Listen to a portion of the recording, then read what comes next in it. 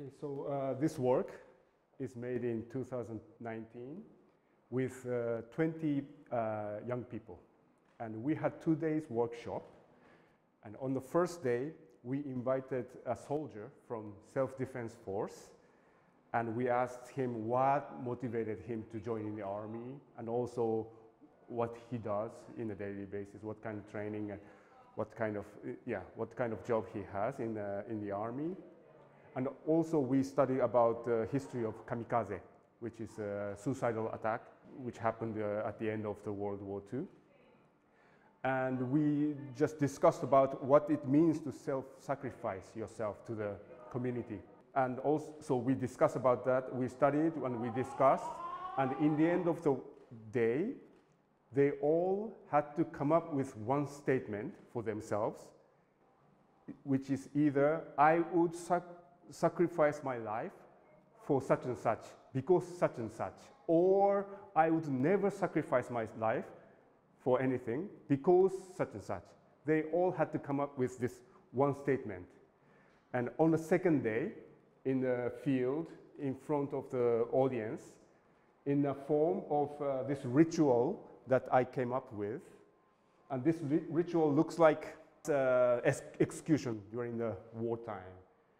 But what happens is that, you know, instead of they get killed, after they said their statement, they come back to life.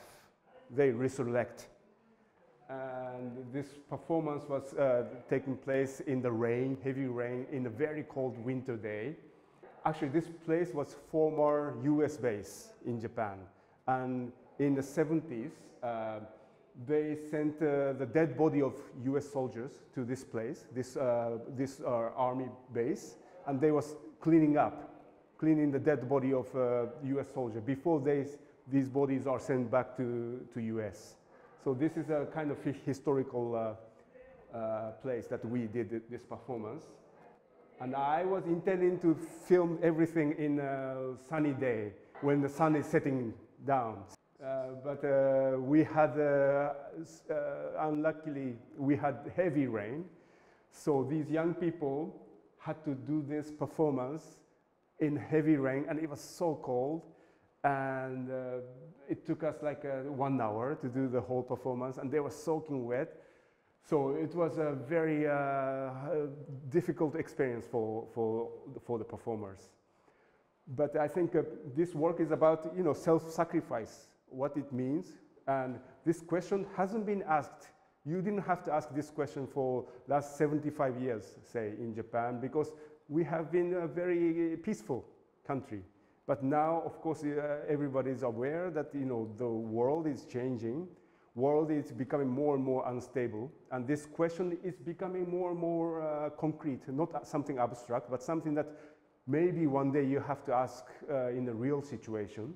Also, this work is about ritual, the power of ritual. What you state in the ritual is not a lie, but in the space of ritual, what you say or what you do has to be true.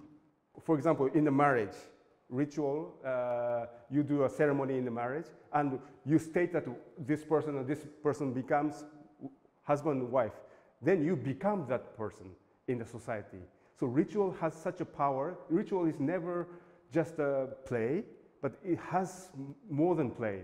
It has the power to make one person into something else in the society, and that's the strength of ritual becomes true. So these persons, they come up with this statement, and probably they will change mind all the time, of course. But they become, through this ritual, they became a person who said this kind of statement on that day in heavy rain, and that will probably change their life slightly, a little bit, psychologically. They always have this experience in their mind.